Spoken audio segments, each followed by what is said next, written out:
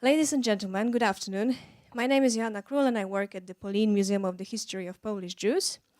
I have a pleasure to host you today at the meeting with our young Israeli friends, participants of the Polish-Israeli Youth Exchange, which is a program launched by the POLIN Museum a few years ago. I think in 2007 was the first exchange. It is about Israelis coming to Poland, getting to know their Polish friends in Poland who are students, getting to know the history, and then the Polish group goes to Tel Aviv University. They are studying there for 1 semester. And we are meeting today also because nowadays in Poland, in these days, we are celebrating a kind of festival of European Days of Heritage, cultural heritage, which are organized by the National Institute of Heritage Board in Poland. And the title of our meeting is, if I remember correctly, kind of transformation Israelis traveling to Poland. So we will talk about Poland today via your eyes. Maybe I will sit down eventually. Can you introduce yourself, please? And please speak to the microphone. And maybe a few words about yourself. What do you study? Okay, hi, I'm Mayan. I'm from Israel. I study at the Tel Aviv University in interdisciplinary art. I'm doing my MA. My first degree, my BA, was in visual communications from Bezalel. So I'm originally a graphic designer. And Okay, thank you. My name is Barak. I'm also an MA student with Mayan in the same program. My first degree is in theater, and I'm from Tel Aviv. My name is Maude. I study film at Tel Aviv University, BA. So My name is Tomer. I study interdisciplinary arts and humanities, similar program. I also work as a film editor and I teach cinematography in high school. Wow. So you're already a teacher. I'm already a teacher. Okay. Yes.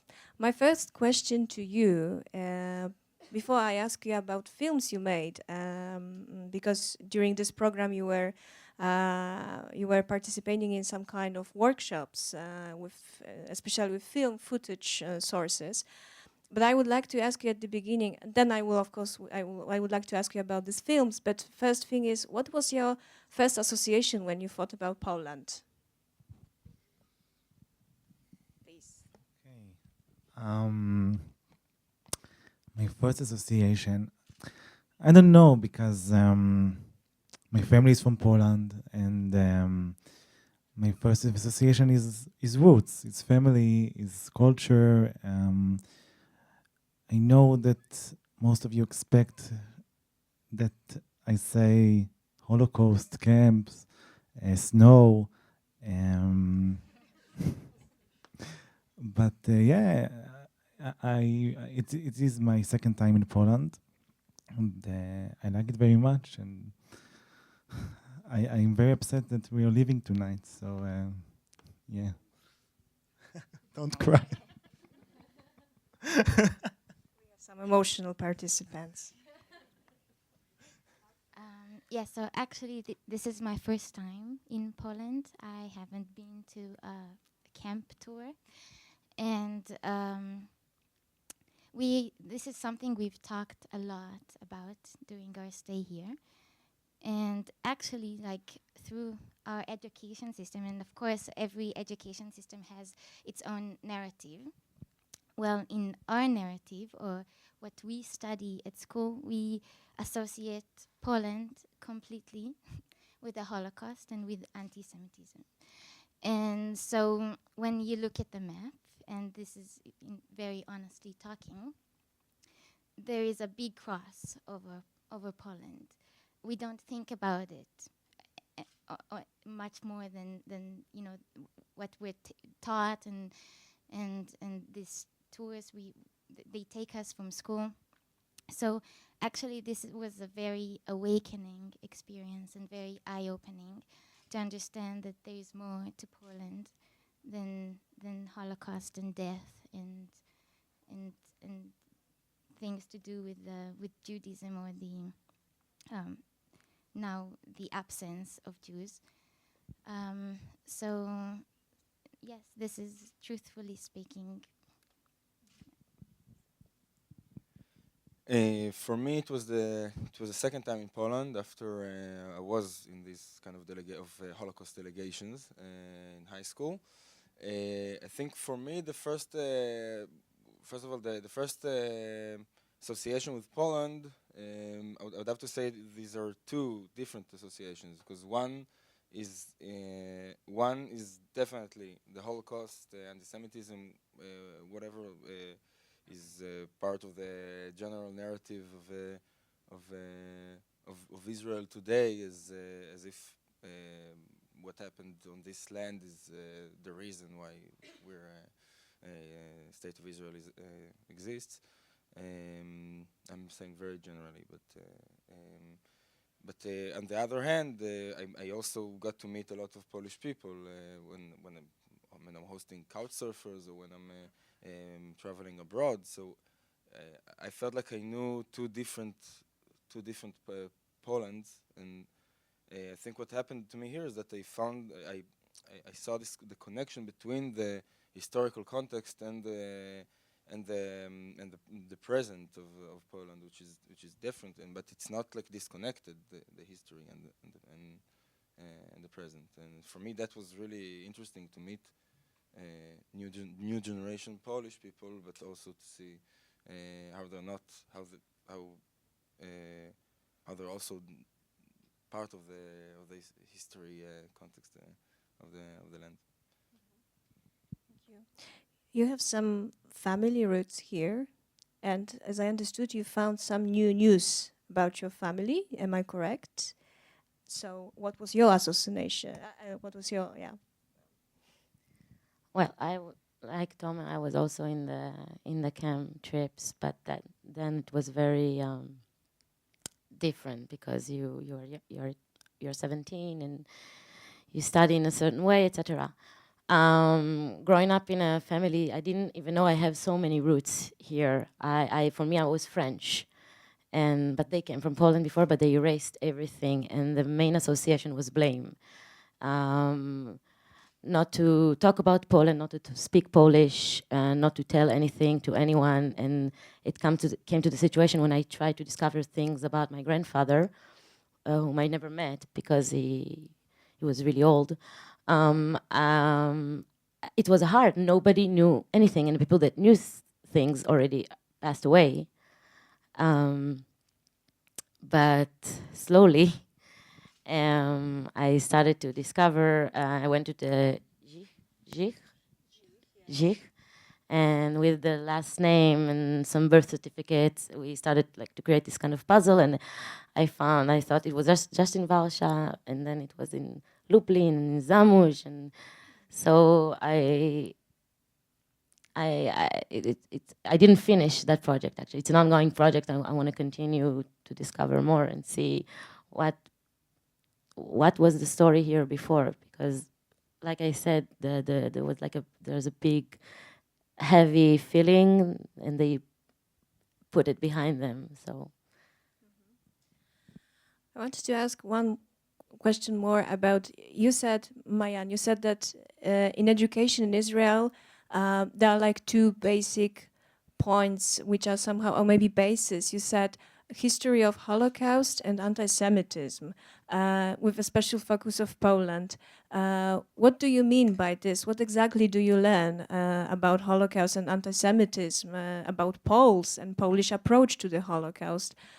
Because this is something which really, I guess, hurt some part of society in Poland who believes that those were the Germans who did everything what was wrong.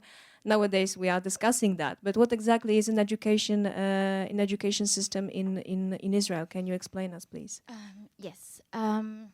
Okay. So, of course, I know that I'm saying it again, every education system, I'm sure in Poland too, and in every country, there is a certain spotlight. You spotlight a subject, or the education system spotlights this subject which matters the most, and what they want the children to be adults, what they want them, the way they want them to act, the way they want them to feel, like if it's being more nationalist or being more,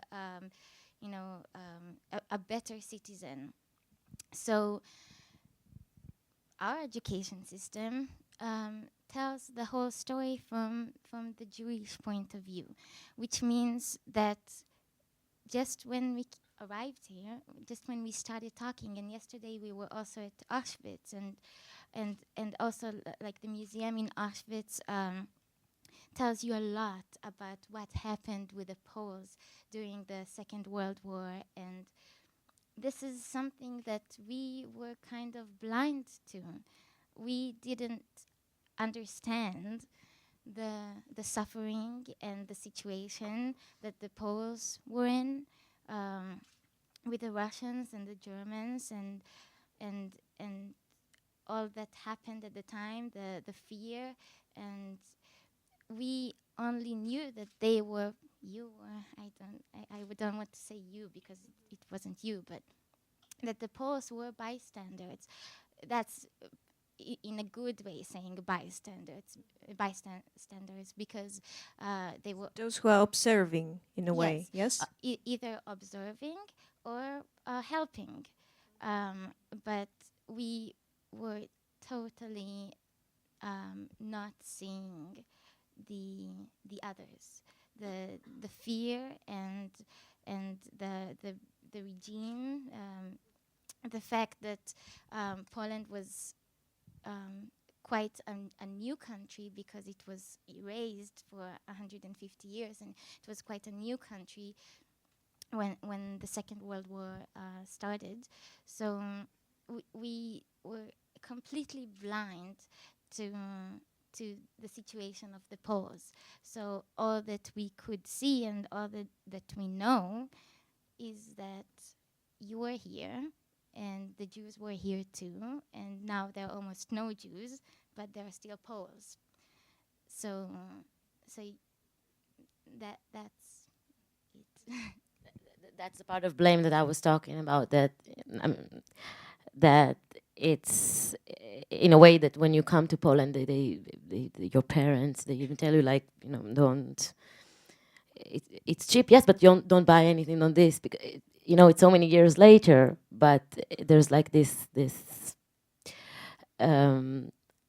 pain. I don't know,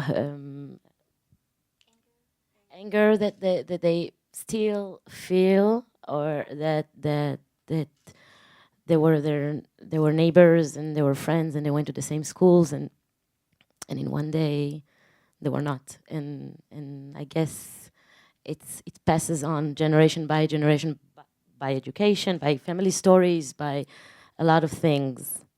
And it's true that through PIA, through the program with students in our age more or less, and you get to know, you must. It's the only way, because you connect with people. So your first talk is not going to be, so how about the Holocaust? I mean, you talk about mutual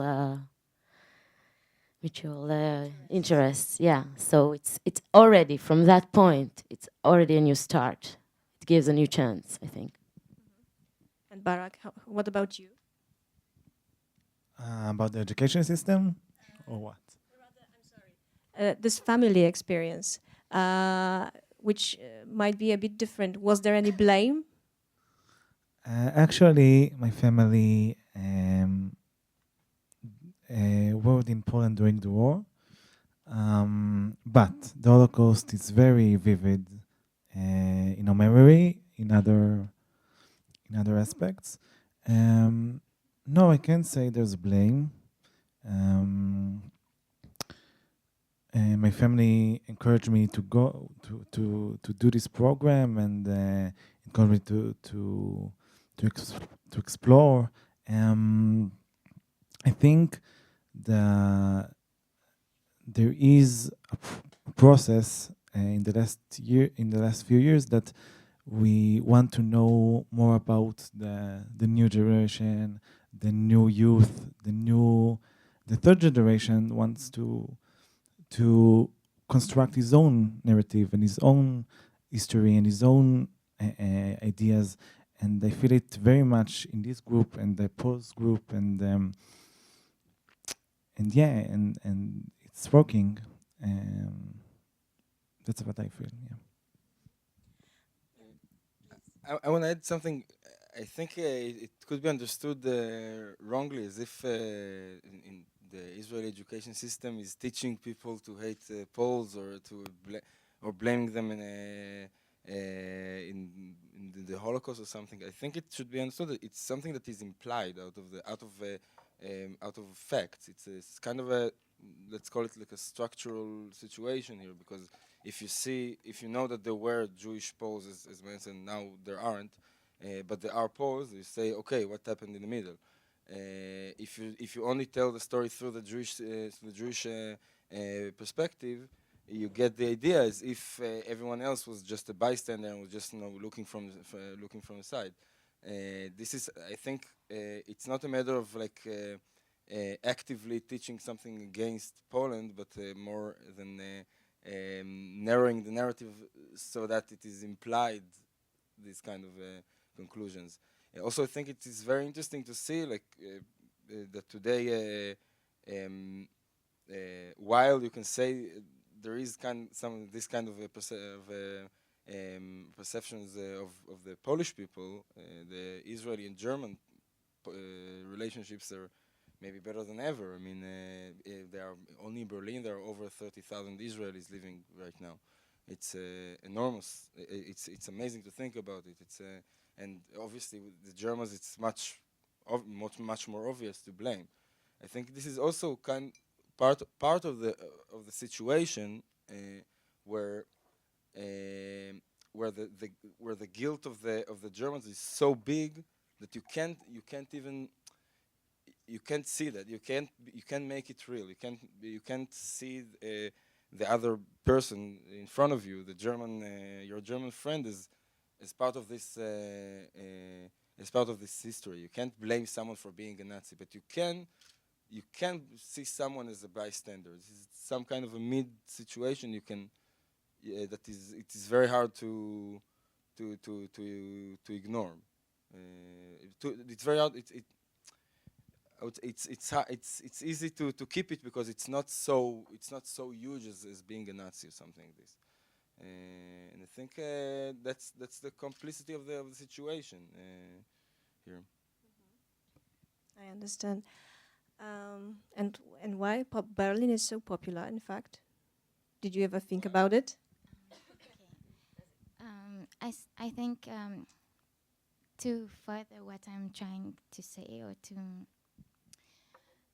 I think in the war it's completely, and everyone understood, including the Germans, that they were the bad guys, and they took the blame on themselves, and they tried to make amends for what, of course, no amends can be made for what had been done, but they're still making trying to make things right. And I think part of what upset us at the beginning when we just arrived here, and actually this is kind of what our film is about, is that there is some kind of I won't say there is some kind of erasure. It's kind of erased. Of course, most of the Jewish neighborhood was erased. It was completely destroyed. But I think what had been done afterwards, of course, there were the communists, but communism is over for many years, and still, like our film is about the MetLife building where the old synagogue used to be, and instead of maybe trying to commemorate it in some way, this building was built, and the only memory of what was there before is this very, very small sign on the back side of the building. And this is something that I think is very apparent in everywhere, like everywhere you go. In Germany, you have a lot of memorials. You have a huge cemetery in the middle of the city to commemorate what had happened. And here, everything is erased. What? Yeah. Yes, we were just in Auschwitz, and the small town nearby had this big sign of like, come camping here. And and at the It's entrance, about tents. Yes. tents. Like- And at the entrance it said Auschwitz, city of peace. Yes. So Spitzin, yes? The Of Yiddish course. way. yes. So of course we do not want anyone to live with death surrounding them, and to feel the the void and the sadness, but still to have this kind of idea like in the back of your head that something has happened here, and try to to at least remember it as and pass it on to other generations, because the next generation probably won't know that where the MetLife building is standing now, there used to be a very big synagogue, a very modern synagogue, that was very beautiful and had, a lot of the Jewish community were involved in that synagogue. And it's something that is just completely erased. So I think that this is the most upsetting part, even more than what we thought about before, about the bystanders, or about, we can put that aside, maybe. But Do you think this Jewish history of Berlin, for instance, is more visible in the Yes. structure of the city, in its Definitely. architecture, in the way they memorize it? yes, definitely. That's not the reason why Israeli live there. So what's the reason? It's because the Israeli, yeah, it's cheap, it's party, it's there's a place for artists. Israelis that live there actually are not people who are looking, not that they are, but it's a new, it's like Varsha, it's flat, it's a new start for them. Nobody there associates themselves like, oh, I live in a city that this and that happened there. It's completely, for them, it's nothing to do with that. For me, specifically, I can't see myself living in Berlin. I mean, don't catch me like on my word, because but I don't. It's for me. It's like no way. But people, the Israelis who go to live there, it's just for the life, the life quality, living quality. But about the thing, I want to add that it's. The general thing is that you feel that it's missing in the education here and everything. Put the blame aside, put this aside, is the knowledge, awareness for things, and you feel it in lack of. We say it in Hebrew. I don't know if you translate right. Lack of taste, or. Untasteful things that it's the even that it's written on the, I don't know, for me, I don't know if for other people, but that where the thing is to make the room warmer, it's written big gas on every room in every hostel or everything, that the camping there or the in the summer it was hot, so they put shower sprinklers outside to make it, it's okay. It's not a big deal. It's not like oy vey, but it's like I don't know. I think something is not in place. And what do you think? I must say, I totally don't share your feelings. I feel that we tend maybe also maybe. I think maybe there's something a bit shared between Israelis and Polish, but with Israelis definitely, I think we tend to be a bit obsessed with history. I mean, it's like you can't be stuck on history. You can't say that the Jewish community isn't commemorated. We're now in a very big and respectful building in the middle of Warsaw. Just in front of us, there's a big memorial for the Jewish ghetto uprising, and it's I think it's a very problematic point of view to come here and judge the Polish people, because it's not obviously it's not visible, the commemoration of the Jewish community that was here, and I think I think it's important to take a step back and sometimes and just try to understand, even if something irritates you, try to understand it, because we tend to focus too much sometimes on ourselves. I know it from my point of view, because these things that you say can also irritate me, but I think it's problematic to be too judgmental. It's you can't really understand how things happened. I mean, what happened? You can try to, but I don't know. Anyway, I think it's that's.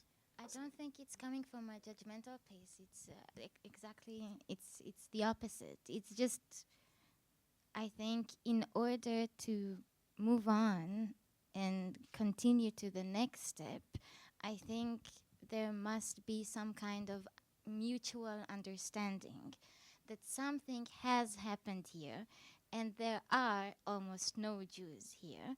Yes, there's a small community and things are happening, but still, you don't see a lot of Jewish dressed people, around Warsaw, and it should be, in order to move to the next step of relations between Poles and Jews, and in order for us to maybe let go of the past, we need to understand that there was a past, and Jews did live here, and they ought to be commemorated. But it's problematic. I mean, who are you going to build the synagogue?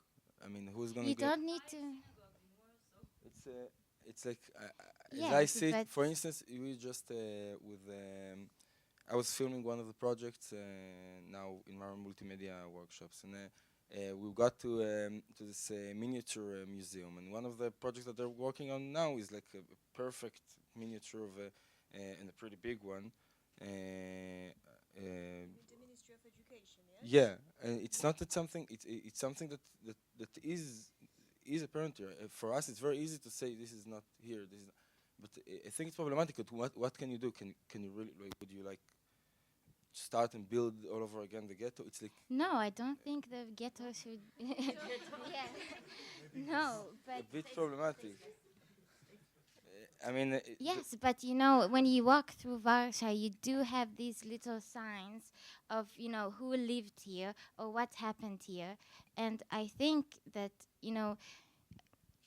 education is not only through schools. Education is through experiencing the city and experiencing life, and having these vivid memories, and I think it should be more apparent.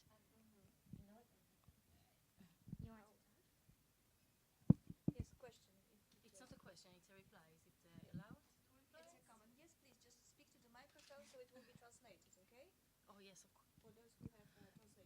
Yes, it's very, very, very difficult to me to hear what you're saying. I'll introduce myself. I was in this project 3 years ago. I'm Israeli, Jewish, Polish. I live in Warsaw. I don't know what you base what you are saying on. If you will walk in the streets of this area, you will see a lot and a lot and a lot of commemoration. I don't know what is in Berlin. I wasn't there, and I don't want to go there. And there's a lot of commemoration of Jews, and here and in a lot of places in Poland, and I just don't know where are you taking this from. And to say from the one hand that there is a sign, and from the other hand it's erased and nobody knows that it's there, it's not true, because there is a sign. And there are thousands of signs like this, just there are thousands of signs like other things that happened in Warsaw. It's a city that remembers its past very much. It's not like when you say the Jewish memory, like it's erased. It's very hard to hear it here because Warsaw was erased. So it's, first of all, you need to see this. And when you see this, you can also afterwards take a walk in this area of Muranov and see how many signs of Jewish things are. And that there was a festival of Jewish culture for 10 days. And I don't know, there are much more Jewish-related things now than people. So in a way, it exists very much. And I think that the whole narrative of saying Germany made amends is sick, because Germany first pays a lot of money, so you will think so. But you are saying it in a place that the things that they did in Poland to Polish people, they did not make amends for. They were not judged for what they did to Warsaw, for example. So first you have to think of this, that Germany needed to make amends for Poland that they didn't do before you talk about amends that Poland needs to do. And I think the best is just not to compare those two countries at all, and not to compare how things are commemorated and this and this, and always remember the Germans have much, much more money that they got in all kinds of ways. Can I reply? Yes, of course. Okay, so first of all, of course, I can't say anything from the Polish point of view because I'm not Pole. I'm not a Pole. I can only say what I feel and what I experience and what I've, walked through the city and how I felt like. So maybe you might think, for you, you knowing, you living here, this is what I feel when I Yes, but there are facts. If you will go, you will see certain things. Maybe when I was here in the project, there were many things that I didn't see. So I just think the judgment comes too fast.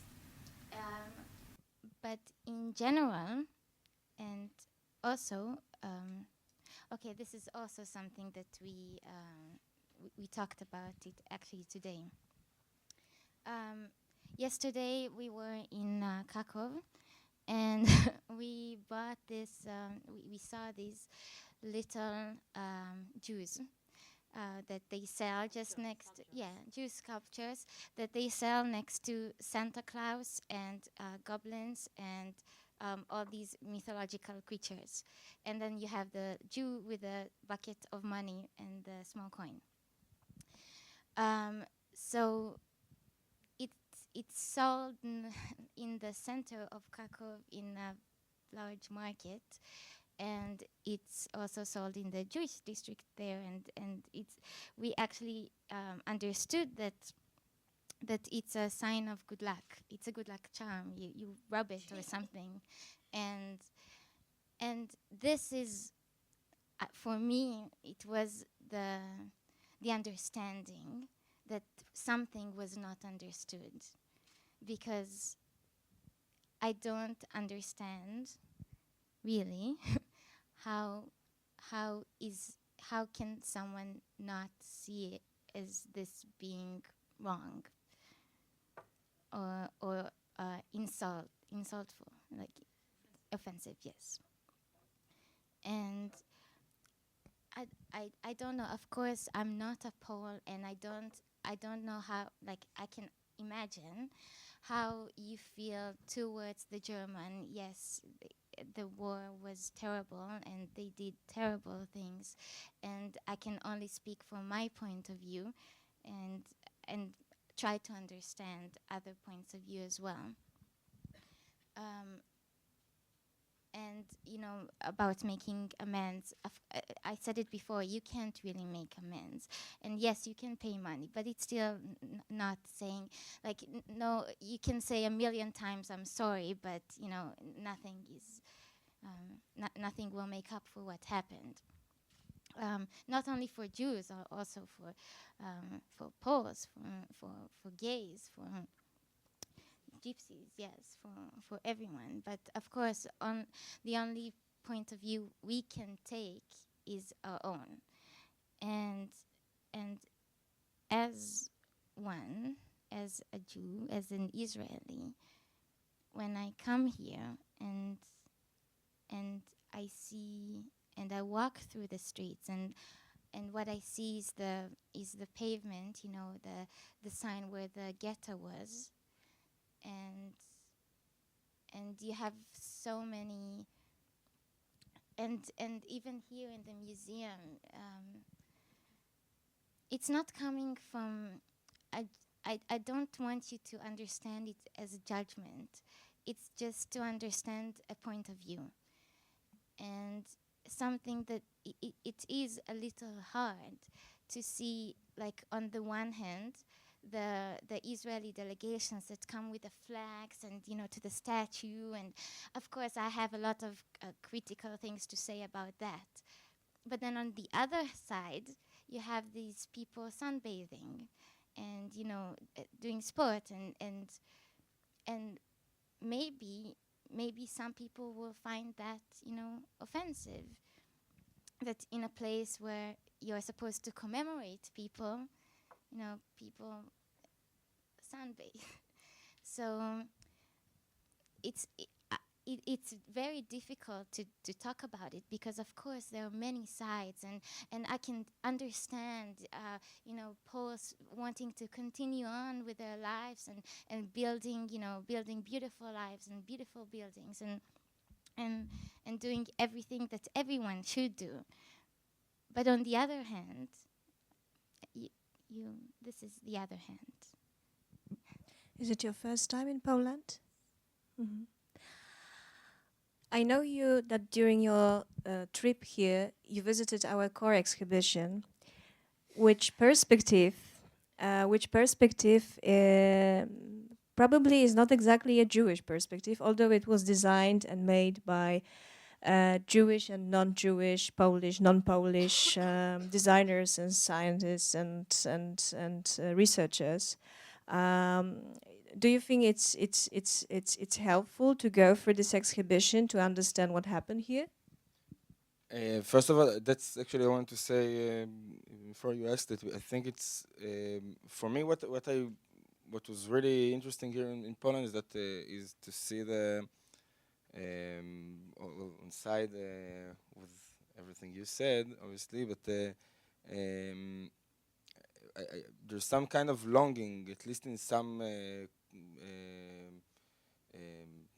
parts of the population. Maybe it's only the academy and the art scene, but anyway, it seems like there's some kind of longing for the Jewish culture that was here. And we tend, as Israelis, we tend a lot of time to merge the two, to merge the Israeli and the Jewish identities into one, and we forget that it's more complicated than that. That maybe when we're Israelis, when we have a state of our own, we're a bit different than what we used to be as a minority. That its traditions keeps the identity together. And I think what's really interesting here is to see the connection between the Polish, the more general Polish identity and its relationship with the Jewish culture that was here and was integral part of it. For me, it was. I think we tend to put the Holocaust in the middle of the Jewish history, the Jewish European history in general, which was centered here in Poland by the numbers, and we sometimes tend to forget the tradition that brought us to this point. And for me, on this part, I think the core exhibition was really enlightening. At least for me. Yeah. What did you discover there, or just in Poland during these 2 weeks? Was there anything new that surprised you or shocked you, except of course Jewish figurines? Were there any?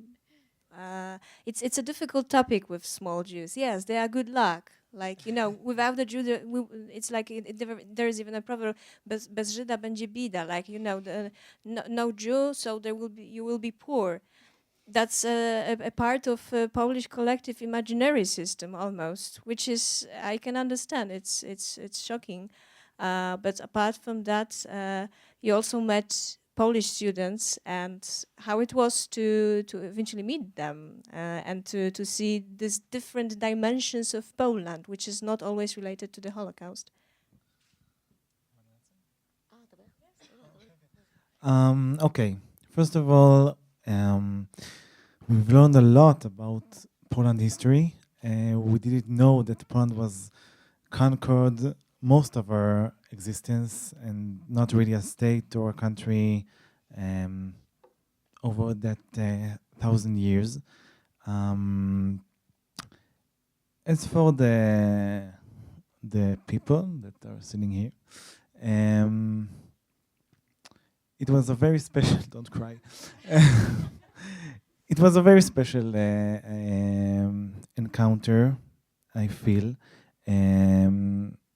that links to what I said before. That there's a hunger to own a new narrative, a narrative of hope, a narrative of connection, a narrative of bridges between cultures.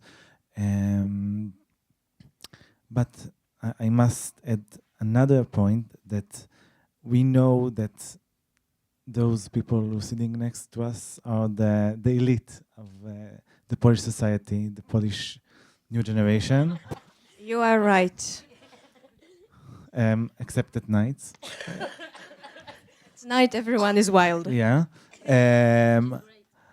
But I don't know what about the others, or what the Polish people feel or think, or because when we were in the museum and we saw the Israeli delegations, I thought a lot about how would I feel if next to my house there will come day after day another delegation. It is very hard. It's not pleasant. It's uncomfortable. It's necessary, but it's not pleasant. And then I understand that there is a bigger story here, not of the Jews, not of the Poles, but of the two stories, the two narratives, and humanity, and humanity itself. So yeah, this is the most important lesson: compassion and acknowledge one another. I'm just returning to the question. It was about. The question was about experiencing new things here in Poland, and how do you feel with that? That includes meeting Polish people. So except for being doing the For being into the history. and memory. the camps. So for me, it was like visiting, being abroad in Europe, and meeting new people, and having such luck to be 2 weeks stuck with the same people. They can't leave, so they can have to stay, and we can all be together and enjoy each other. And it's really the creme de la creme. I'm not just saying that because it's the last day. It's just because they're not, for me, like, Justina and Malvina and Julia and Eva, they're not all the Polish people. Those are my friends, and it's I don't see them as, they don't represent Polish for me. They are. I'm not taking anything away, but I'm just saying they are. The people I spent amazing 2 weeks with wonderful experiences, and I also found out that very, like, from traveling in Europe a lot. I find that other cultures are very, in Israel, everything is very, like, easygoing, laid back, and not very mannered, and you want something, you take it, you borrow your thing. And I found very similarity here, because they push me in the street like they push me in Israel. And if I want a sweater, I take a sweater. If they want something, it's very, I don't know, it's very similar and nice. And wow, I don't know what will happen tomorrow. Again, what's the question? About any good experience. How do you experience Poland as it is? Especially, if you can, you were at this, at the age of 17, you were at this 16. Oh, all right. So you were here in Poland as a teenager. Now you are as a student. I guess you had much more opportunities to in a way enjoy Poland. And so how do you like it? Was there any good experience, including meeting Polish people directly? Because as I understand, during the age of 16, you didn't exactly have time for that. The time, don't think anyone, don't think it was part of the plan anyway. It's a very planned kind of delegation to come here, and obviously it was very different. But I think it's not only a matter of the, obviously, okay. I would say first of all I'm more mature now, and it's very important. But I think that again with the structural thing, structural point of view, I think when you come with a group of a whole class who has its own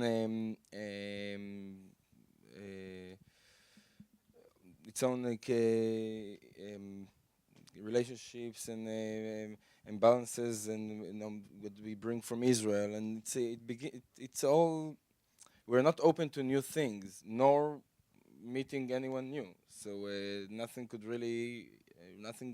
interesting could really happen when you think about it. Here we were very individual. I mean, for me, it was very, in the first days we could have easily we felt kind of the separation between the Israelis and Polish, but very, very fast it became, because it more or less disappeared, because I met the Polish people last Monday. I met you a month and a half ago for once or twice. So it was like it was a new group of Polish and Israelis. It wasn't an Israeli group and a Polish group. So I think that was very interesting for me to see how the language and cultural boundaries start to melt very, very quickly. And other than that, I wasn't surprised that Polish people are cool. It's not a surprise for me. It's I met Polish people, and I'm sure they are. I mean, why not? It's I don't think I don't I mean, this again. I don't like to get stuck in historical point of views, because I think they're mostly irrelevant, if not all of them, or anyway, they're destructive. To imply something from historical point of view on people from the present, it just anyway. I expected them to be cool, and then they live the expectations. Yeah. Yes, I think this is so important. Like what we're doing here is so important, I think, for both sides, because both of our people have this kind of victimizing, victimizing narrative. We both feel as victims, and I think it's never good, like to feel yourself as a victim, and I think this is an opportunity to understand both sides, and as I said before, really eye-opening, and it couldn't be better than what it is. And I'm so glad that this is my first experience here, because we've talked to Chelis from Alice Lieberman from Taube yes, Foundation for yes. Revival of Jewish Life. And she said something that is very true, that when these Israeli delegations come here, they don't experience walking on land.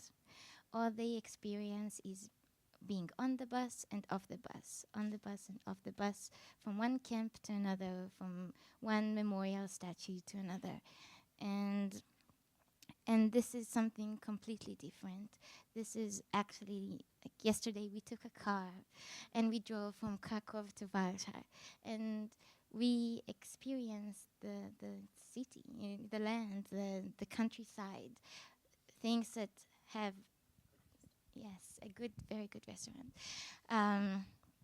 But experiencing Poland and knowing that there is more to Poland than death and spirits and awful thoughts. Can I add something? I think yesterday we were half of us were in Auschwitz, Birkenau. It was for me it was very interesting, because obviously I remember the visit. It's a memorable place, I would say. And I think what was very interesting to me is that I saw some Israeli groups there, and something that wasn't apparent at all is any kind of silence. I mean, there were just, as a teenager, when I was there at the age of 16, they were all the time speaking to us, telling us stories, filling the air with stories and words and narrative, and I totally understand it, because I think, first of all, it's too early to confront this. I mean, to confront this tragedy. And I think, like, today, what we could do, and it was for me was a total different experience than what I had when I was 16. Is we could be silent together, and that's silent is the same in English, Polish, Hebrew, whatever. I mean, it was something to confront something that we don't really understand. We don't really have words for, and this is something that today, in these 2 weeks, I was able to do with Polish friends. And at the age of 16, that what was missing. There wasn't any silence. There wasn't any gap. It was just. I think that's the difficulty. But on the other hand, you can't really let 16-year-olds walk and think from themselves and contemplate on Auschwitz. There's a big difficulty about that. It's irresponsible. And I think about these kind of delegations, it should be thought if it's appropriate for a 16-year-old. I'm not sure it is, in my opinion. If it's obviously not for everybody, every 16-year-old. Yes, and I guess you did a film during this workshop with Szymon, a Polish participant, which is about non-Holocaust trip to Poland. Can you explain?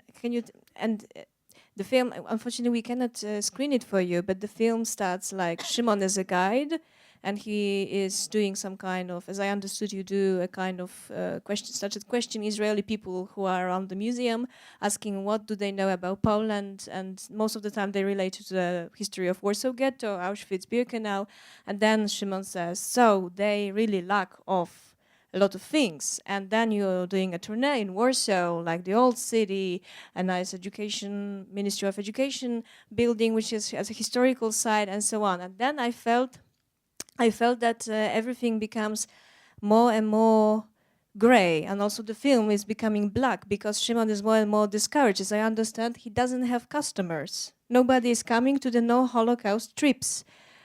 Why did you construct it like that? I think, well, first of all, I have to also credit Mayan and Barak here, because it was inspired by a sketch made by the three of them. But I think for me, there's some kind of I think, well, I'll explain a little bit more the structure of the film. I think that will make it clearer. First, you see like a commercial film for Warsaw. In the end, it is announced Warsaw, Paris of the East. And the second time, we explain everything about. It's the same shots, more or less, and he tells stories about like Holocaust stories about each place. And it says Paris, Warsaw, capital of the Holocaust. And it's very. These two, and I think what's for me is interesting is that you can't say that. I mean, well, maybe Paris of the East is a bit exaggerated nowadays, but it is a very, very, very great city. Besides Holocaust, It's a pre-wartime expression. yeah, of course, I know, and that's what I'm saying nowadays. I'm saying what I'm saying is that for me it was interesting to explore this duality, because you can ignore one. We can ignore one of them, the modern city that Warsaw is, or the Holocaust city that Warsaw is, but it's still there. And I think for Israelis, it's problematic to say, why do Israelis go to Auschwitz, Birkenau, to Treblinka, to the ghetto, and not to the different palaces, to Krakow, to whatever civil kind of experience. the answer is that if there wasn't the Holocaust, most of them probably wouldn't have been here. So it is problematic. I mean, definitely schools would have been, students wouldn't have been sent here to Poland if it wasn't. Sorry for the morbid expression, but the capital of the Holocaust. So it was made like this. It didn't choose to be. Poland didn't choose to be the capital of the Holocaust, but you can't ignore that if you look at it, where would you go to see most places of the Holocaust? Definitely Poland, more than Germany even. It was made like this, and that's what makes it problematic. Because if you want to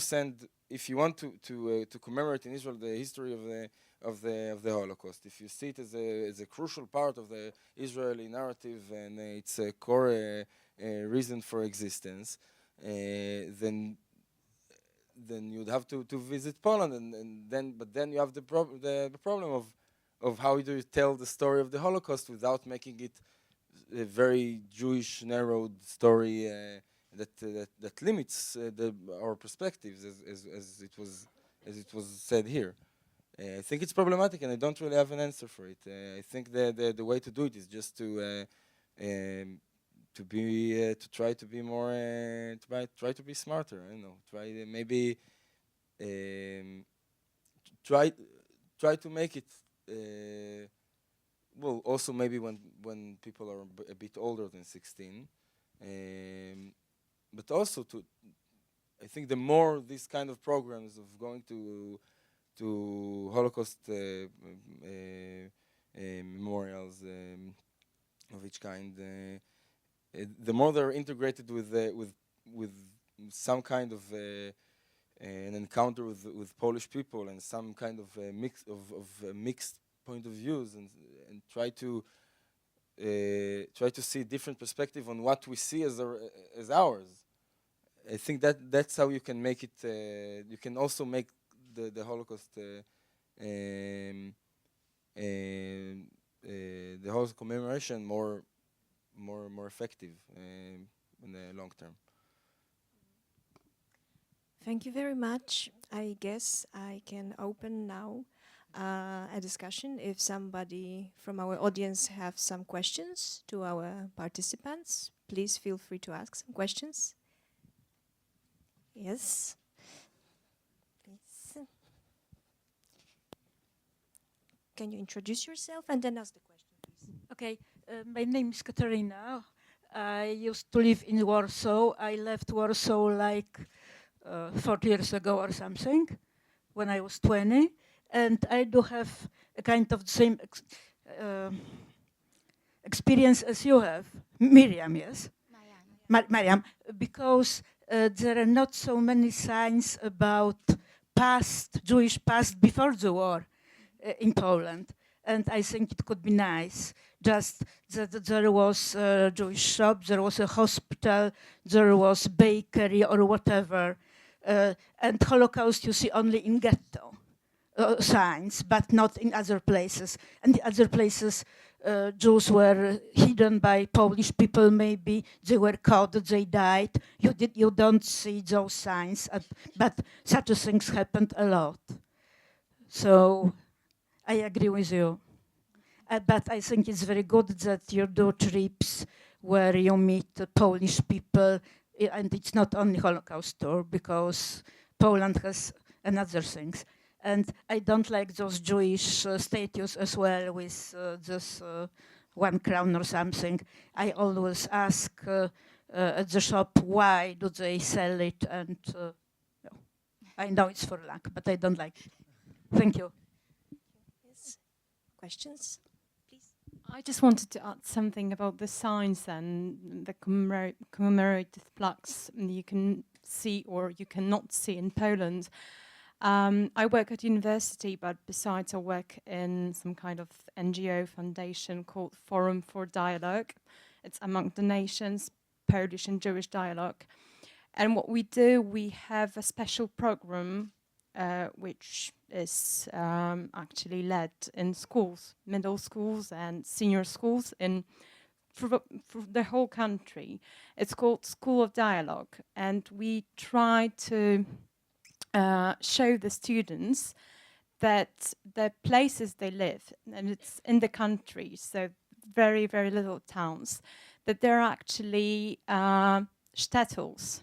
So what these youngsters do, they first of all they try to restore the history of their hometown, and then they organize a special tour in their town for the local authorities and their friends' parents.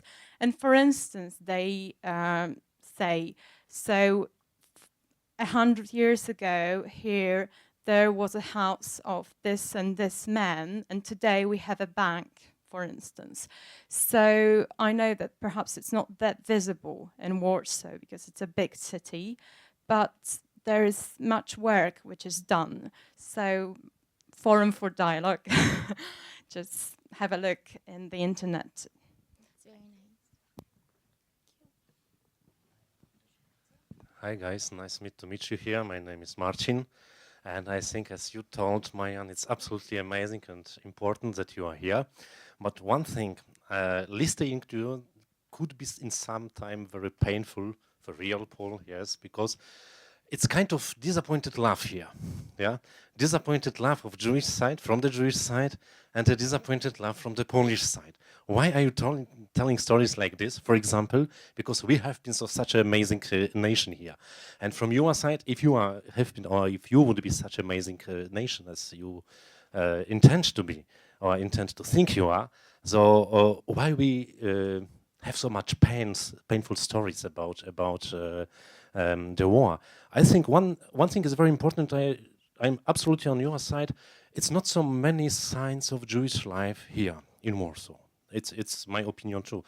But there are two signs of Jewish life. The first sign is, for example, architecture and so far the structure of the city. The other idea could be for you, for example, to learn Polish, to read, for example, all this wonderful poetry made by Julian Tuwim. He is a Jewish. Stanisław Brzechwa, he is Jewish. Stanisław Lem, science fiction, he is Jewish. So you see, there's there are of course obvious signs of our culture, of our almost 1,000 years of common history, but there are also something what you can't see, but what you can read. That's something for us, a suggestion. Yeah, suggestion. Thanks a lot. Thank you very much. More questions or comments? Would you like to reply to some comments? Yes? All right. Yes, please. My name is Agnieszka, and I have come here by chance. Thank you, Catherine, because I interpreted during the previous event here. But for many years, I have been a guide, a tour leader, and a conference interpreter. And I have visited Auschwitz many times with many different groups, and there are a few things that I really liked about what you said. I was really touched by the fact that you said that when you visited Auschwitz, you realized that Poles suffered as well. Because in Poland, very often people believe that all over the world, people knew what the situation was like in Poland and why the distinction of the righteous is so important. Whereas many people don't realize it. And as you said, in the educational system in Israel, it is not stated directly. Certain things are implied, and you are left thinking about it. So the conclusions that you come to may not be the ones that the situation of the Poles was the way it was. And this also leads to the so-called Polish concentration camps, because you take shortcuts, and without the knowledge, then you may take the path to different conclusions. It was really uplifting for me, because I have heard a lot of different stories when Israeli groups come to Auschwitz, and when leaving the camp, they don't realize that there were also Polish prisoners, because they don't hear a word about it. And I also wanted to give you the title. I can't remember the title of the book, but regarding the Jewish figurines, there's a brilliant book by Erika Lehrer. I just bought it today. Okay, and it's really worth reading. So thank you very much for your experience. Thank you. More questions or comments?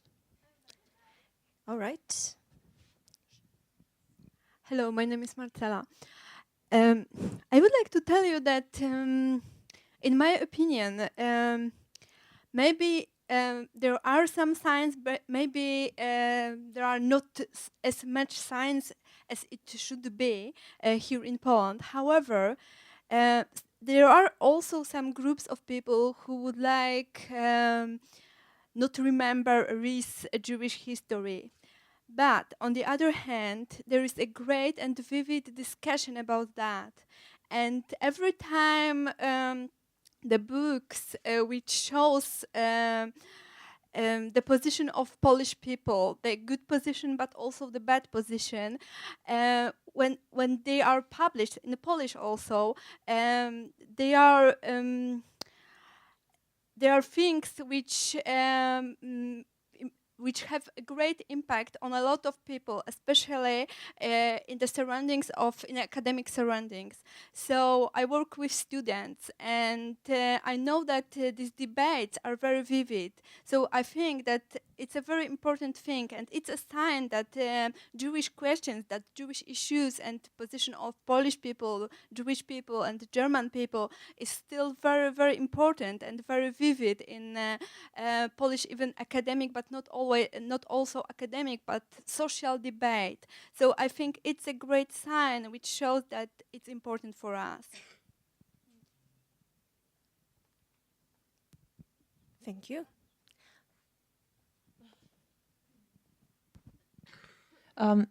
You reminded me about another initiative that you may find interesting regarding the commemoration and the preservation of memory, because there's an initiative to honor also those people who, out of their own initiative, and many of them being Polish people, to preserve Jewish heritage in Poland.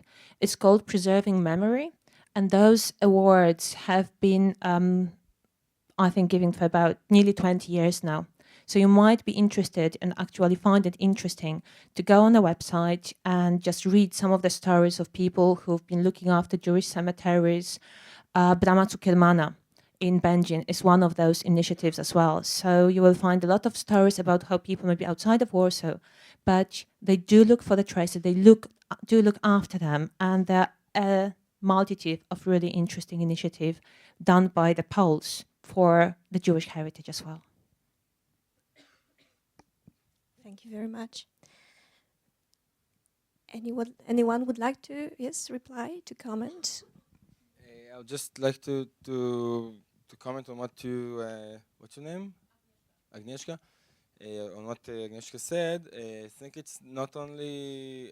I think first of all, I totally agree with you. I think when I was, I read also books when I was about the Holocaust when I was 16. So I knew that it wasn't only Jewish people, but actually when you're there and not only listening to the guide, but even just reading the signs, you see that most of the extermination camps were meant for Poles. Concentration camps, extermination camps were meant for Jews. Yes, but still Auschwitz, for instance, was built for both. No, I'm just saying you're using the wrong terminology. Concentration camps were built for Jews. But they became extermination camps. Both of them. Some of them were together. Yeah, Birkenau was sort of extermination camp. They started. What I'm saying is that they started as. I'm not saying that they didn't develop as extermination camp only for Jews, but they did start as a. Anyway, it doesn't really matter. The point is that I think in order to because we can't really forget history. I think. And obviously, the commemoration is an important issue. I don't want to seem as if I'm saying it's not important. It is. I'm just saying it's hard to say. For me, it's hard to say whether it's enough or it's not enough. I can't say there isn't. So for me, it's enough. But I don't know. Each one. I guess it could be debated. What I'm saying is that it's also important for us as Jewish Israelis. To step out of a little bit out of the Israeli point of view and try to see it and try to not to cooperate with what's happening now in Israel very much is like the ownership over the Holocaust, as if the Holocaust was 6 million Jews killed during the World War II, and it wasn't, and it was like a separated incident. Actually, when you think about it, for instance, also 6 million Poles were killed during the war, 3 non-Jews and 3 Jews. So it's very hard to connect to disconnect it from the larger perspective. I'm not saying there isn't a unique characteristics of the Jewish extermination, but I think something that I would. But this is what the program is about, and we are doing that. I think we are doing that. We are 8 people. 16. We are doing that. We are. This is the idea. Okay. It's a step, first step. We're 16. They are 10,000 a year. More or less. Anyway, what I'm saying is that I think, in a larger point of view, larger perspective, it's important also for Jewish people to take a step back from the total ownership over this tragic set of events. Okay. First of all, I'd like to thank all of your comments. They're very interesting. I would just like to say, and I will give an example from Israel so that you won't think I'm only critiquing Poland. I'm a critical person.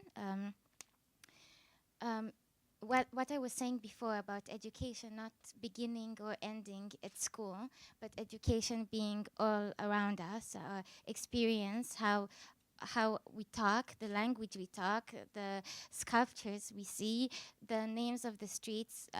For instance, in Israel, in Jaffa, which used to be, still is, an Arab city, they changed all of the streets' names into Israeli names. And I think this is very interesting for the understanding of how a regime, a government, tries to educate the society, not only through the educational system, but also through what we experience in our daily lives. And the same as in Israel, about the erasing the culture, the names, the poets, the philosophers of the Arabs. The same goes here. Goes to here about, we walked around the ghetto, like what used to be the ghetto, and we had the map of what the streets used to be and how the streets are today. And a lot of them had changed names. And a lot of them, of course, it was completely destroyed, and the communists rebuilt it. But still, it had changed, and you can't say that it hadn't. And you're looking at me. No, because also, you know what? I also know Arabic names of streets in Jaffa. I think that you are talking a little bit before you are studying all the facts, and I just don't like it. It's not true. These are the This impressions. is something that we debate on. Same as for women's streets' names. It's that way. It's a different issue, and it's really, if you compare, then it's really not the same. No, here there is much more not. commemoration. To say it's like this here, no, it's not like this here, because here there is much more preservation than in Israel. Just commenting on what you said, because with all this, the only thing that I thought about is that really think that, I mean, I realized it in the last couple of days, that it was really shaved. It was like the whole. So it's from new. So you, in a way, I'm guessing if I would put myself in this place, I would want a new start, maybe. And if there are no Jews left, then why call it? I mean, no, I don't know. I just say like it is. I am just thinking about, yes, I agree and I disagree. It's a mix. And so in the signs, there's nothing to see anymore. That's true. There is nothing to see anymore, in a way, because Warsaw didn't exist, as you know. We had 2 uprisings, the Jewish Ghetto uprising and then the Warsaw uprising. But hopefully we can work on this memory, and hopefully together. So you have to understand we need you here, not in Berlin. All right? right. Thank you very much for this wonderful meeting and very enriching. I am very happy that I could host you here. You are lovely, lovely people. And enjoy your last hours in Poland and return, please. Thank you.